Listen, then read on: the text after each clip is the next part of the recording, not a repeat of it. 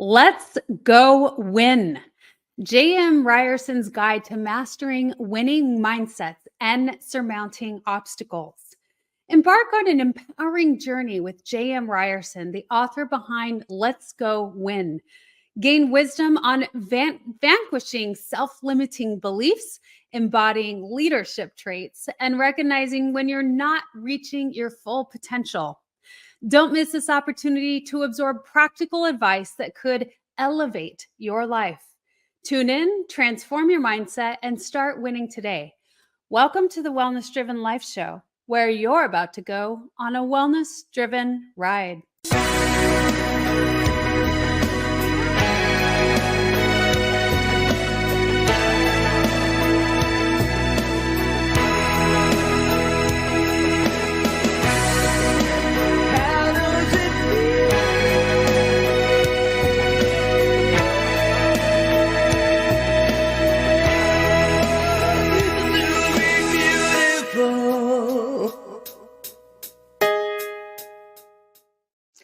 Let me share with you a little about our guest today. JM Ryerson is an international speaker, leadership and performance coach, host of the Let's Go Win podcast, and best-selling author of Let's Go Win, Champions Daily Playbook, and Upgrade. He helps high-performing leaders develop and execute their leadership styles to grow the impact and profits of their businesses. His passion is to help others succeed at work, at home, and in life by offering simple tools that provide a work-life balance. Please help me welcome Mr. JM Ryerson. April, what's happening? How are you? I'm fabulous. Thank you so much for being our guest on the Wellness Driven Life Show, JM. It's an honor to have you. I'm excited to have another pro athlete in the game of podcasting, right? Of interviewing others and gaining so much insight from that. So not only do you have your own incredible experience, but you are taking in so much more all the time.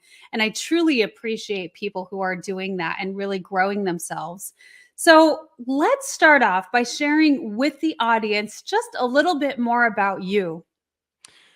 Well, you're right. I love podcasting. I think it's the most amazing forum, and to be on these shows to learn and to share experiences is so amazing. Let's Go Win is actually the fourth company that I started, but this is my legacy company. And it all started with the first book that I wrote, Let's Go Win, Keys to Living Your Best Life. And I have two sons, my wife and I do, 17 and 14-year-old sons. And I wrote the book for them so that they wouldn't skin their knees as many times as I did along the way, which was a lot, by the way. And so I ended up publishing the book, didn't intend to, and it took me on this path of doing the coaching, doing the podcasts, and Let's Go Win is really something that I'm passionate about because I believe in people setting themselves up to win every single day. It doesn't mean we're not going to lose. Of course we're going to lose. Of course we're going to fail. But how do we set ourselves up to win every single day? And that's really what this entire journey has been all about. My first three companies, totally different. It was in the financial service world, and I did a lot of leadership, did a lot of coaching, did a lot of team building, which I'm passionate about. But Let's Go Win is specifically focused on really helping people live their best life, to inspire them to live their best life and be happy, healthy, wealthy. So every single day, April, I get to wake up and I get to work with people on accomplishing their dreams. I'm pretty blessed. I have to say, it's an amazing deal that I get to do every day. I think that the best part of that is, like you said, I get to wake up and do these things, and it just gives you that boost, that reason to want to get out of bed in the mornings and to really serve in such a beautiful way. So I think that it is fascinating that you truly wrote a book to begin with for your sons. And Let's Go Win is definitely the legacy aspect of your journey through entrepreneurship, through business, and bringing you into that place and space of knowing and wanting to give that back to your boys. And so share a little bit of insight on a couple of the things that you have entailed in that book that were really specifically supposed to be for them? Yeah, I start chapter one off with vulnerability. Now, this is coming from a guy that was raised in Montana and taught that boys don't cry. So, for me to go straight into a subject that was almost taboo for the way I was raised was it was one of those lessons where I wanted my kids to know, look, that is not really very healthy for men to take something and stuff it deep down inside Mm, and let it just wait to burst in this awful thing, which is ultimately what a lot of men are taught. Like, don't show your emotions, stuff, stuff, stuff. And so I wanted to straight away come out with vulnerability. I wanted my boys to know that it's okay to show your emotions, show who you are. Take the mask off because masks are meant for parties, they're not meant for real life, and everybody has put them on at some point. So that's chapter one. I end with transcendence, which transcend is a big word for me because what it really means is overcome self limiting beliefs. And we all have them at some time or another. We pick some self limiting beliefs up. Mom or dad or grandma or grandpa, somebody taught you along the way that you're not abundant. Somebody taught you that you're not worthy. And somehow we started believing these things. Well, it's not true. It's just what we're taught. And generationally speaking, that certainly were some of the habits that I picked up. And the best example I can give is with money. I had a horrible relationship with money. In fact, the first time I ever made seven figures in a year, I felt terrible about myself. Well, why? That's just a tool that we create. And it sounds crazy today, but in the moment, because I was 27, I remember it very clear. I felt bad about what I had accomplished. And now looking back, it's like that's crazy because it's just a thing. It allows you to give back to charities and allows you to create companies and give opportunities. These are all good things. But that wasn't what I was taught. I was taught that that's for the pretty people. That's for the other people.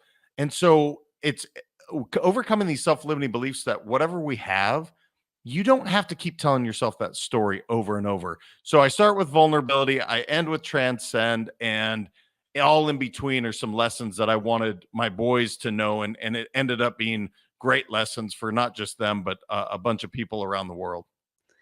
I think that that is truly perfect. It sounds very, very well rounded, where you begin with something very strong and insightful, sort of a root of being vulnerable, and when you have to start there in order to really get anywhere else, right? And yes, definitely this when you came from a background where you weren't taught that, where boys don't cry and you don't show emotion, and to do that, it symbolizes some sort of failure, defeat, like you're not strong enough, what have you. So I'm curious, because you said that, JM, what was some of your first experiences in life where you realized that that wasn't truth, that you do need to have a sense of vulnerability to be successful in the world? Yeah, it's a great question. And I think where it really hit home was my wife and I were separated for a year. And this was with two kids. This was with my youngest being just, I think, about one and a half at the time. And I got to a point where I wasn't showing up as myself. I had become something that I wasn't real proud of, if I'm being very honest. When I look back at who I was, how I was showing up, it wasn't the authentic JM. It was something that I thought I had to look like in business, and I thought I had to sound a certain way. And it was all these preconceived notions, and it didn't make any sense. But financially, I was killing it. So on the outside, everything looks good, that your business is doing so well. Congratulations. But the truth is my relationship was garbage. My health was not good. I was almost 300 pounds at the time, and I wasn't happy. And so the business is good, but everything else sucks. Well, I Mm. don't believe that it has to be like that. I truly believe it can be more, but I didn't know how. And when I started truly just embracing, hey, be the kid from Montana. You're proud of that. There's so many good lessons that I learned, and just show up as you. People are going to like you. They're going to hate you. It doesn't matter because it's none of your business what anyone else thinks. Just go give 100%. And what happened is that bled over into my business. So we went from growing at 15% a year to 22% a year. My relationship became sound again. My wife and I ended up on amazing footing. It's crazy to think we're separated, but I'm so glad we were. And my health, I got back to being an athlete and being happy and just being active. So it's one of those things where, you're going through and it sucks. You're like, man, this sucks. But I'm so grateful that I went through it so that I can teach that lesson to my sons and that I don't go through it again. Many people who go through so many transitions and challenges in life do become grateful, because once you're out of it and you become stronger and you get this big picture of why it happened in the first place, it is such a blessing and something to be grateful for. And yeah, it is fascinating to see, okay, well, this person, they were not looking good on the inside, but everything looks great on the outside. Your wife certainly could tell. That's, probably why both of you needed to take a break at the moment. Let's work on ourselves and get ourselves together. And I just think it's really great that you've gone there in business, because I think that it's so many people. And tell me what you think, JM. You interview many, many people, many business owners. You know of many entrepreneurs in that world. What's the percentage do you feel like, great, large, in the middle, of people who really go through that experience where things are looking really good on the outside, but things are really starting to fall apart internally?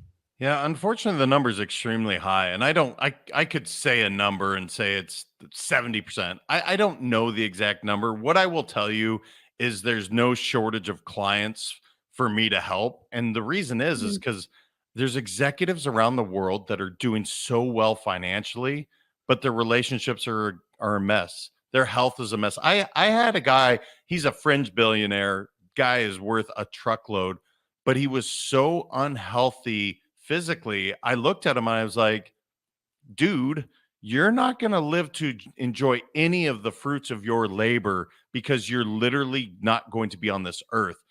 And unfortunately, often we don't do anything until we have that wake up call. Just like I had the wake up call, having the love of my life say, you know what, this isn't working. We're going to go ahead and separate. I think often our perspective needs to be rocked to say, am I truly living my best life in every scenario? So to answer your question, I don't know the percentage, but it's far too great. And I Yeah. was actually talking to a guy the other day. I know he's hurting. He's told me he's hurting. I've given him my number. I've given him books. I've said, look, just call me. I will do anything I can to help. And yet last time I saw him, I said, why are you suffering in silence? He goes, Mhm. well, and all these self-limiting beliefs came out. And I was like, brother, just call me and we'll work on it. You don't have to pay me. I just want to help you because he's a good man. He offers so much, but yet he was taught to suffer in silence. And I Yeah. don't think that's uncommon with not only men, but human beings in general, where they're taught, don't burden someone else with your problems. Okay, but don't suffer in silence. That doesn't make any sense. I think it is very, very common. I think that's a very human experience where we feel like we just need to figure it out on our own, or we'll work it out ourselves. And we don't want to talk about it, because if we talk about it or what have you, then it just makes it harder. It's kind of like therapy, right? Sometimes you don't want to go because you don't want to keep rehashing the same things over and over and over again. And I think it's similar to even an example such as that. I think it's great, JM, that you were so, you told them what you thought of them. Hey, you're not going to make it to live to see very much longer if you don't do something now. And I think that's another thing about us, is that we don't voice our thoughts and opinions. But I want to go back a little bit too, because you mentioned that, the way that we show up and the societal standards and all of those things, where we are worried about what other people think of us. But Mm. you're correct, people are going to like us, people are not going to like us, and you're always going to have both. And so you're not going to be able to escape anything entirely, but your people will be with you and they will follow you, right? And so it doesn't really matter what anybody else thinks. But I think it was very bold and brilliant of you to really step out of your comfort zone and say these things to people. Say, "Hey, I'm here for you. Let's work on this." Yeah, it is one of those funny things where I say this often. I'm like, it's none of your business what anyone else thinks about you. And if you just stop, it's really simple, but it's true. Look, if you show up as your best version of you and somebody's like, JM, you're just a jerk. Okay. Look, I can't change my face. It is what it is. I don't want to change who I am. I am intentionally going out giving the best that I have. If you choose to like that, I want you to. That's awesome. But if you don't, I'm not going to spend any energy, time worrying about it, because the truth is I can't change the way you feel. Only you can do that. And so it is one of those quick lessons. If we can just take it in and say, it's none of my business what anyone else thinks of me. Cool. Now I've regained power. I've regained time. I've taken anxiety off the table to say, just go give your best, and that's all you can do. So it's one of those freeing moments that when you really embrace that idea, and when you see somebody really say, I'm just going to put myself out there, and if people hate on it, that's fine. If people love on it, that's fine. But it's my authentic true self. Now I'm truly being fulfilled. And that's when you can find that, it's so beautiful. It does, and it makes a massive difference as an entrepreneur, as in any walk of life. When we can really let that go, it is a freeing experience to just be able to be yourself, to not care about other people, right? It's in the four agreements, right? And many people talk about the power of that, of just letting go of others' opinions and even the opinion of yourself. We have this mental barrier and mental things that we think about that are not kind to us. And when we start to learn how to take control of that, it is a game changer. Yeah, I often ask the question, what story are you telling yourself? And everyone's telling them telling themselves a story, whatever that is. The next question I follow up with is that true? Often it's not, because it's just something that they've continued to repeat. It was told to them from, someone down the line that said, you're shy, you're fat, you're whatever it is. It doesn't matter, but you keep telling yourself that story. Well, is that true? Probably not. Okay. Why do you believe that? And how is this story showing up and serving you? Is it allowing you to show up as the best version of you? Is it allowing you to be the best dad, mom, brother, sister, employee, employer, whatever hat you're wearing? So be mindful of whatever story you're telling yourself, and just know that you can change it at any moment. It's your book, it's your chapter. You get to tell your story how you want it. So for 44 years, if you were shy, cool. Was that serving you? Okay, it's not. Well, on your 45th birthday, if you decide I'm going to be the most outgoing person in the world, that's your that's your prerogative. That's your option. That's the story you can tell yourself if that serves you. And I use that example all the time because I'm like, look, you were shy at 8 years old, and then your family member sees you at 30 and they're like, oh, there's JM, the shy kid. I was 8, dude. A lot has changed since then to 30. Yeah. So those are just labels. If it serves you, cool, use it. If it doesn't, shed it and create your own story. Yeah, I think that's one powerful tip for today, is that when we think about the way that we've been showing up for so long and we finally recognize it, that powerful question of, okay, how is this serving me? And can I pick it apart and keep the things that are really helping me? There are great things that come from those things where we think that are not that great, like being shy. But at the same time, maybe that helps keep you safe in certain circumstances. You never know. And being able to really pick it apart and being aware of whether it's serving you or not is very, very powerful.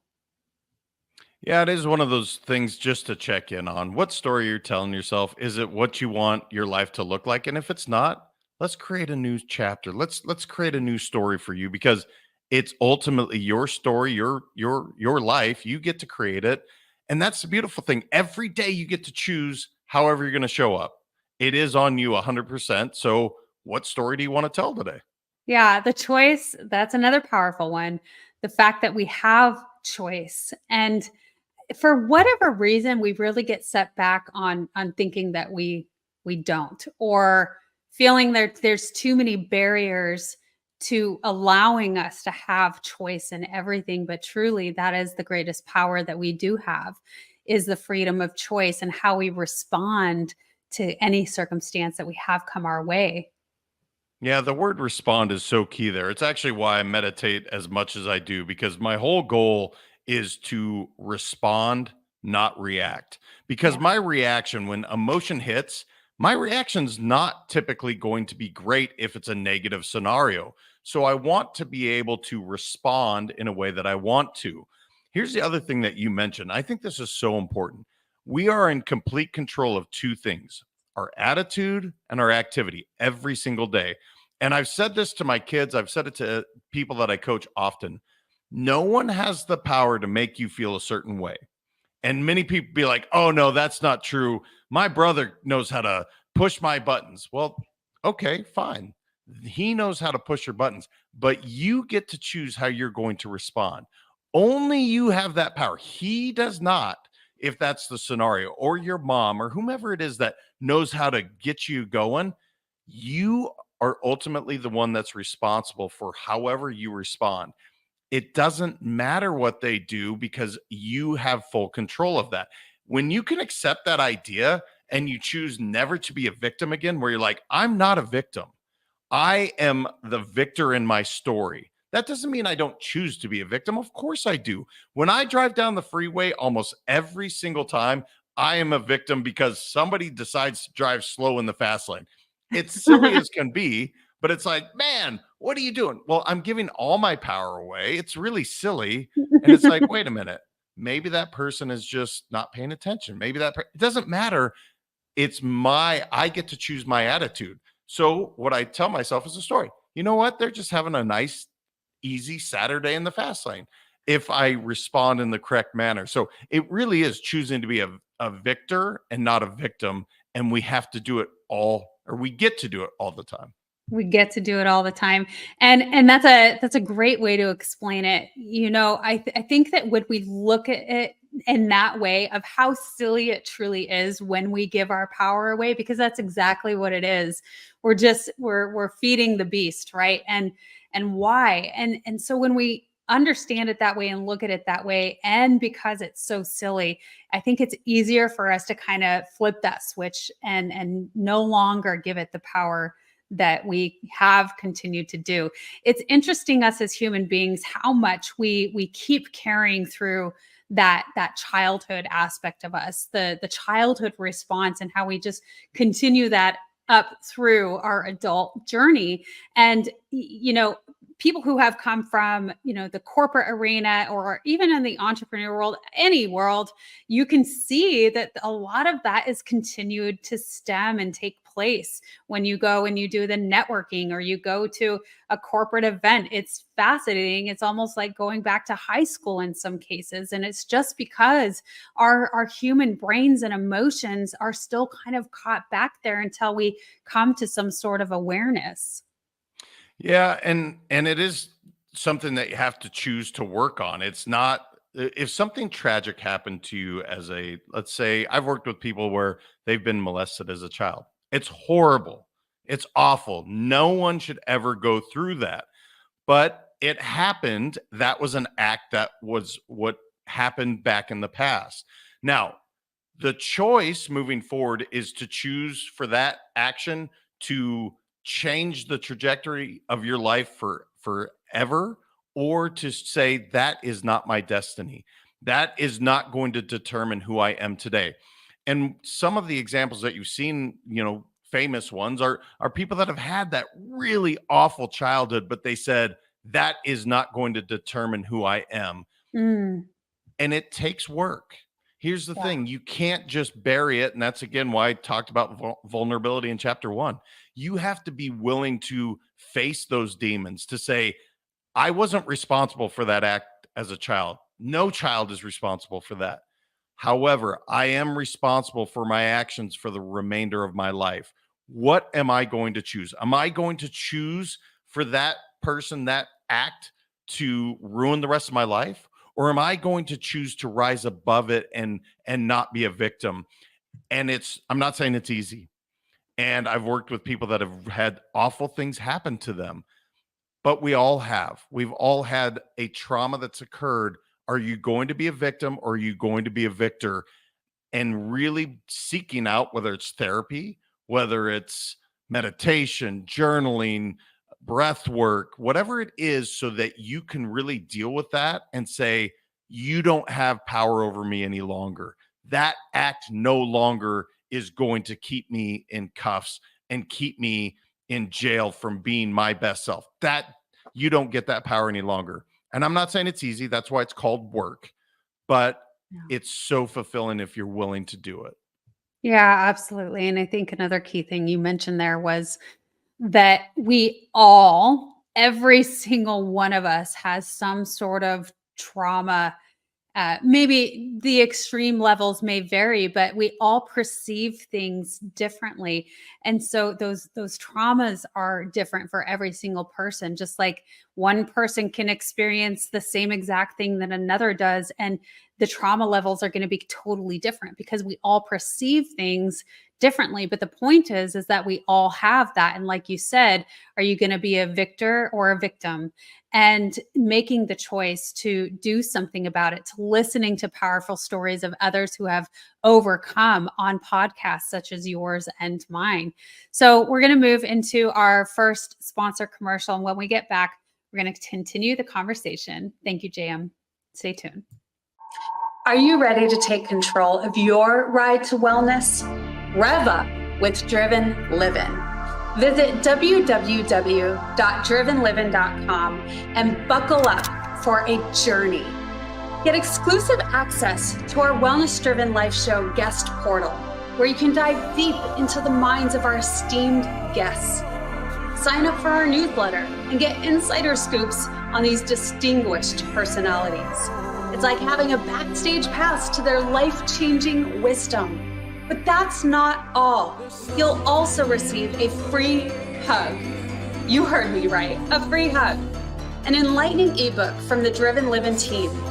Discover the science-backed benefits of hugging yourself. It's a fill-up for your wellness tank. Because at Driven Living, we believe in fueling your journey to wellness, both physically and psychologically. So what are you waiting for? Visit www.drivenliving.com today. All right, back to you, JM. Now, we've had this very insightful conversation kicked straight off. And so I love it, and how we respond and show up and all the choices that we make as human beings in order to really continue to develop ourselves and grow through ourselves. And I want to go back into the journey a little bit more about you.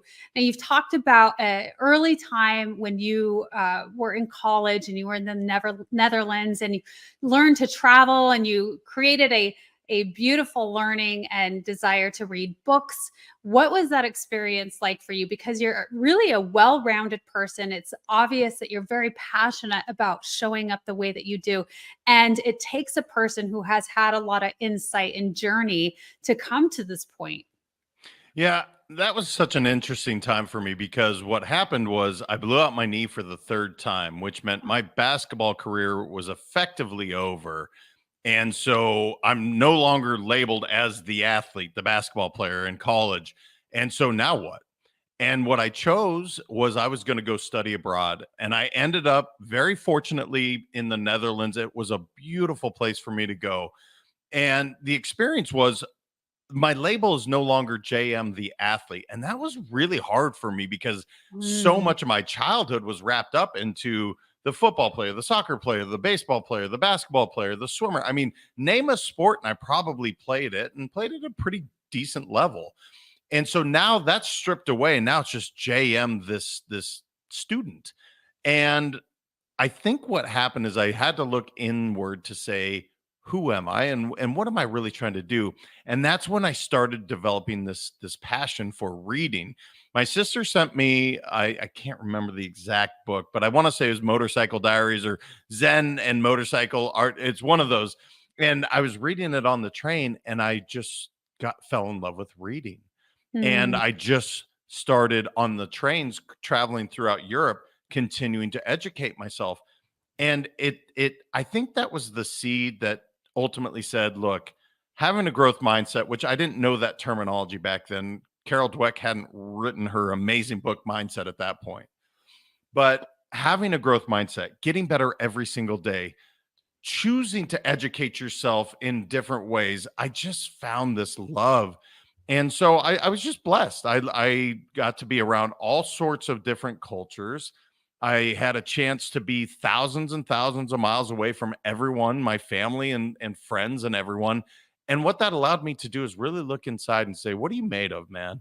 And what mm. are you going to do with yourself? So it was a cool trip, cool journey. I'm so blessed and grateful that I had the opportunity, but at the time, not being able to play basketball, that was like, oh my gosh, who are you? And it ended up being one of the best things that could have happened to me. Yeah, what you're talking about is identity crisis. And there's a lot of people from different areas. I think that you were maybe fortunate to experience it a little younger than I think some people are. I think oftentimes it can happen when we, change career fields or we're a little bit older and, we're in our midlife and then we're venturing out into something totally new that we've never experienced before when we've known something for years and years and years and years and years. But I like to think of it a lot like grief, where identity crisis is like grief, where grief is not just stemmed from one event or from death. It's stemmed from many different things that can happen across the board to people, such as moving, relocating, like job loss, loss of a child, just certain things in our life where it really transcends who we are and it has us question who we are and did we even know who we were to begin with, and starting to go a little bit deeper. It almost forces us to go deeper into ourselves to find out, to learn more. Yeah, and you're right about that. And grief is such a huge part of all of our lives. And to your point, it could be losing a friend, it could be changing your career. One of the most profound thing that's happened to me is I lost my dad about a year and a half ago. And my dad and I were as close as two human beings can be, a father and son can be. And he took his own life. Now, I never knew that was a possibility. And so much of what I started to do is question how well did I really know my dad? Well, the truth was, again, this was something that was awful. I want him back every single day. Mm, Yet there's a gift that was given, even with that tragedy, that I was given a perspective on, you know what? I had 44, almost 44 years with the man, that I had that opportunity to be with him. I I cherish every single day so much more than I did before he mm, passed away. And so it's one of those things where you have to look at it and say, okay, it sucks. I don't like the way it feels, but there is a gift in there if I'm willing to see it. Now, mm, a loss of a child, that's the one thing I never I for anybody that has, I don't that would be really challenging being a parent myself. And I can't imagine saying, gosh, there's a gift there. But somehow, some way, every time I've talked to people that have grieved losing something, there is always a gift, but you have to be willing to see it. You have to be willing to go through the stages of grief, know that it doesn't make a lot of sense. It's going to hurt. But if you're willing to see the gift, it's there and it's present every single time. But it is interesting as we have these identity shifts and we have these imposter syndrome, right? Just like I did when I wrote the first book. Holy imposter syndrome. It was going crazy about who am I? How could I be the one writing this book? Blah, blah, blah. All of that is ego. And the truth is, I wanted to write this book for my kids. So, what does it have to do with my ego? Stop. Let's mm, write the book and share it. And not only share it with my kids, but the gal I was working with said, stop being selfish, publish this book so other people can learn from it as well. Thank Mm. goodness she did that for me, because that was another gift that she gave me. So it is such a fascinating thing, the identity crisis, the imposter syndrome, grief. But these are real human emotions, and you have to be willing to look at them and say, okay, what's the good in this situation? What's the bad? What can I take so that I can continue to upgrade my life? Oh, JM, and it's a constant thing that we have to continue doing as we go in life. It's not just a, okay, I experienced this one thing and this tragedy and I've healed from it and now I can move forward. But there's always something that's going to come up. I have to remind myself to have patience with myself and to learn the lessons and to be accepting and what have you. And thank you so much for being vulnerable and sharing that story about your father. And I'm so sorry for that loss. That is still very, very fresh. So I really appreciate and thank you for sharing that with us today. That's raw and that's rough. But like you said, when we are open to understanding the gift, that is such a beautiful thing. And there is always a gift in something. There's always a message. There's always something to learn, something to grow from. And so, yeah, I think I really appreciate that.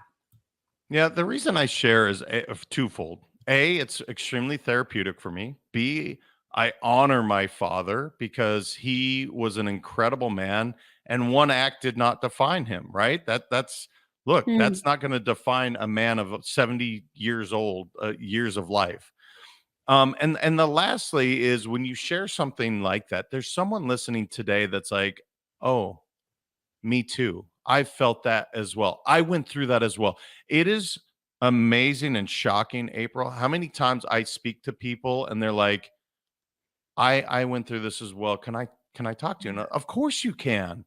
But it's often that we again have this mask or this wall put up where it's, I have to look a certain way, I have to sound a certain way. And I get this all the time on stage. I will go up and an audience will just be arms crossed and who am I? And the moment I share something about me, really sharing, then they mm, start to open up and say, you know what, me too. It's mm, not about JM the speaker. It's, I'm a human being. I have thoughts and feelings, and I'm a dad, and I'm a brother, and I'm a son, and I'm all these different things just like you. So that's why we have to share our stories, to say you're not alone. I understand somewhat what you're going through, and I definitely see you. And if we can do that mm. more, oh my gosh, we can connect with so many more people, just like you do on your show. Yeah. You are so on to this because I always tell people there's just an immense amount of power in sharing our stories and they're so powerful because that is how we relate to one another as human beings. That's how we support and lift each other up is by honing in on those vulnerable aspects of ourselves and sharing them with the rest of the world so they can say me too and there's such a relief and you even said it yourself. This is therapeutic for me to be able to share. And I tell you what, it does take a minute to get there. And I can say that from experience being a host on the show. And I think I even shared with you a little bit before the show is I love to use my guests as a buffer for my own experiences, but they trickle out in certain instances when I have the guests on my show. And now I'm starting to go further and push myself and my vulnerability out even more and more as I'm a guest on other people's shows. So I just wanted to sit on that for a minute because I think that it is just such a key thing, our storytelling and the sharing of the vulnerable aspects of ourselves of just being human so we can relate to one another. And I also wanted to pull out of that too, JM, is that I think it becomes a little bit addicting. And that's why we do what we do. That's why we want to continue pushing out information into the world because it is so powerful. Well, the commercial break, the guy said it was impact, and I'm sorry, I don't recall the other part, but impact. What is your impact on this world, right? And imagine if you could feel completely free. Just audience, just close your eyes for a moment and imagine you could be completely free. Well, the moment that you choose to let everything out, you don't hide anything. There is no shame. You don't live with the regrets, and you are able to speak your truth. It is the most freeing, unbelievable feeling that you will ever receive. And it's your choice. Now, we've been taught don't talk about things that make you look bad. Somebody will use it against you. Don't do this. Well, guess what? There's nothing someone can use against me. There's nothing that I hide. I am 100% honest and open. And it is the most freeing, fearless way to go through life. Now, if I had a secret and I had to be shameful and I didn't want to talk about it, that sucks. And I've gone through that. In fact, I was told not to talk about my dad's suicide early for about a year. And it was Mm, tearing me up, April, because I wanted to be able to help other people to say, I understand that you're going through pain. I want to share with you that I have gone through pain as well. And once I did, once that completely opened up, I don't have any secrets. Therefore, there's nothing you can hold over my head. I'm not ashamed. I've had great times in my life. I've had bad times just like anyone else. And this is my truth. So if you yeah. can imagine that, and guess what? Everyone has that same opportunity if you're willing to go there. Yeah, absolutely. And isn't being free, the freedom, Mm. what we all truly want and desire? And I'm going to stretch that even farther when we talk about living a wellness driven life, when we are free from stresses, because those thoughts and feelings are totally stressing us out on a regular basis when we're not living in our authentic selves and not being truthful and speaking our word and our voice and our truth. And so take that deeper, and if you are free from that stress mode, that constant stress, you in turn are showing up even healthier and better and more vibrant in the world. Yeah, it's so true. The stress can be a good thing, but it can be a horrible thing as well. The good stress is when you go work out, put your muscles to the test. That's good stress. You go take a cold plunge, that's good stress. Mhm. Bad stress is I'm going to take this thing that I'm ashamed of and I'm going to keep bearing it down. Well, Yep. ultimately, that's creating inflammation for your body. Well, guess what? All illnesses are inflammation or lack of oxygen. And both happen when you are in fight or flight. So, for those of you that aren't willing to just speak your truth straight out of the gate, here's what I would suggest: grab a pen and a piece of paper and just start to write, because the pen never comes back and the paper never says, JM, you are so brilliant. And it never says, JM, you're an idiot. It doesn't say anything. It literally takes down my words and I get it out of my head. Well, that's step one of actually releasing it from it being just circulating around our brain, driving us crazy. So I always tell all my clients, I'm like, look, grab a pad and pen and just write. What do you want me to write about? I want you to just write about whatever's going on in your head, because we like to have it sitting there and it marinates, and we create amazing experiences with our imagination. Some are really destructive, some are really beautiful, but the more you can just put it out, the more free you're going to be.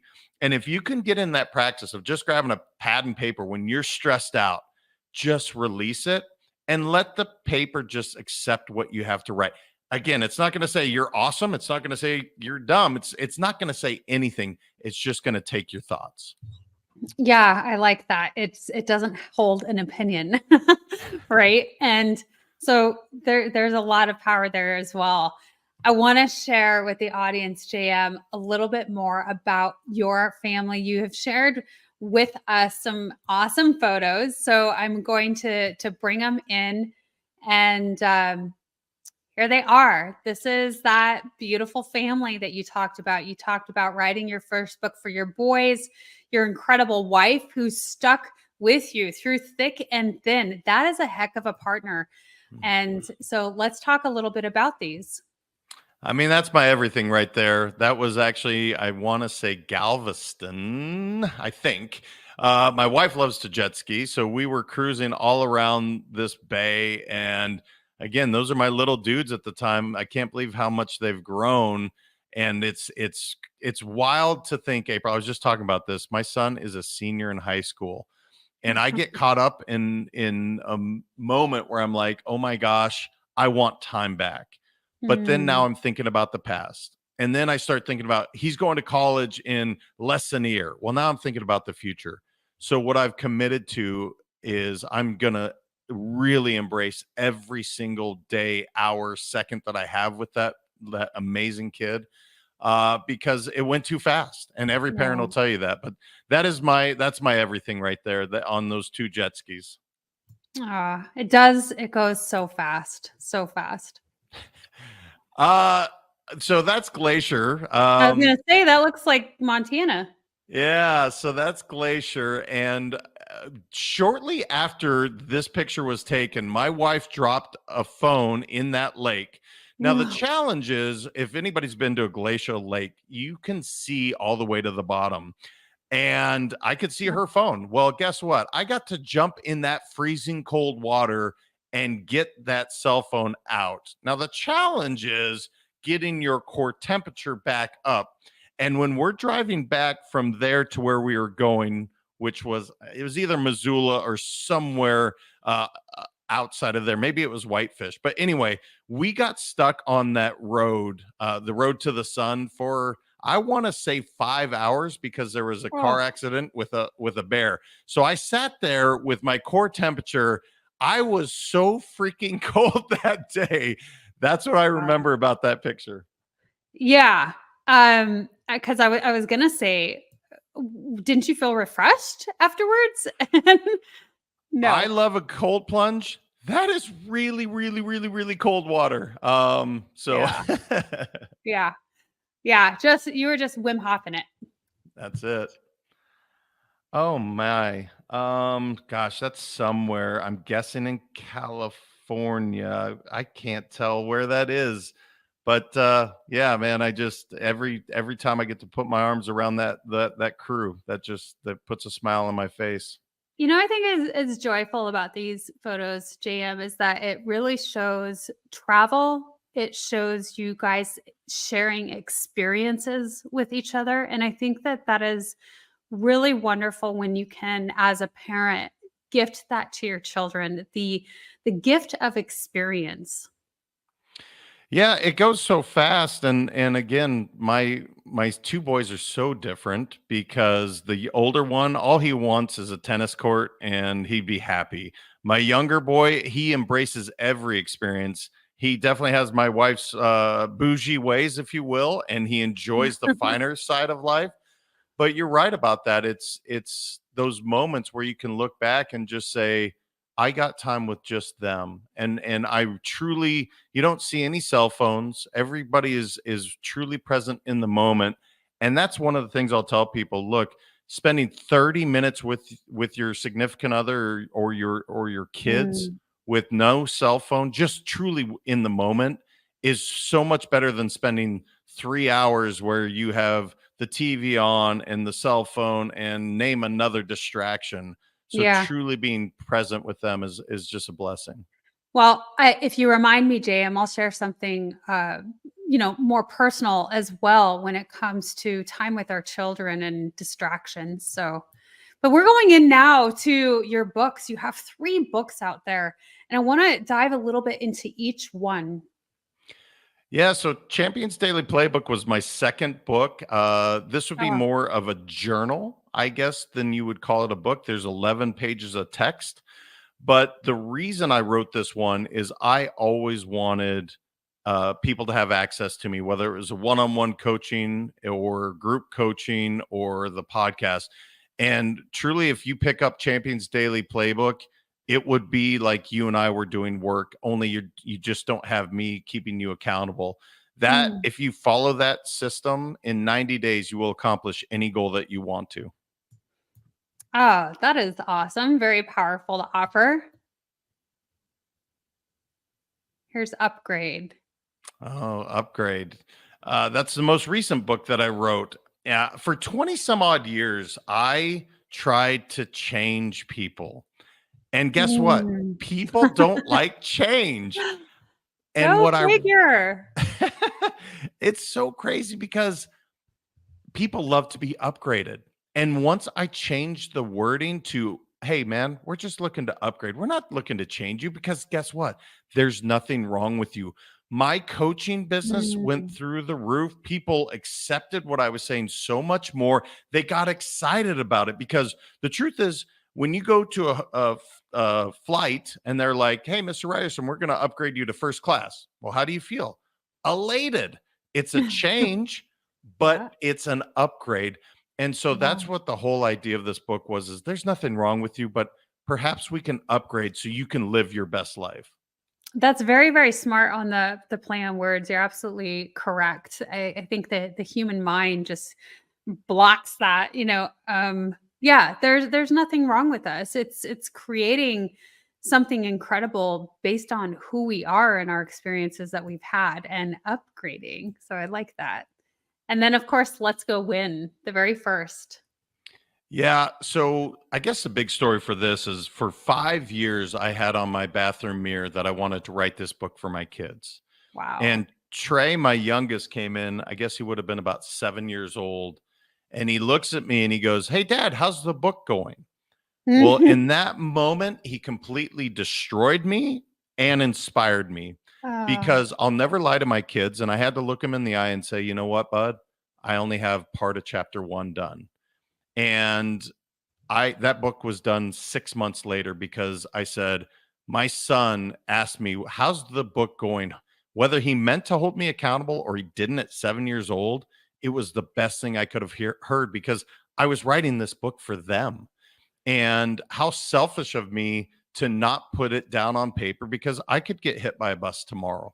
So doing that book was one of mm, the greatest gifts that I've ever given myself because it was true reflection on lessons I learned from my parents, grandparents, and the many mentors I've had through my life. And it's inspired a lot of people to live their best lives, which is ultimately was the purpose of it.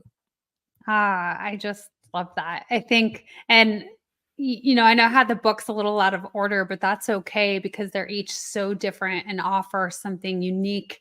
And yeah, absolutely. I think that when something tears you down and inspires you all at the same time, that's pretty great that it happens that way, I think. And I feel because you realize that you're kind of being sluggish on something that you need to do, and it'll light the fire right under you.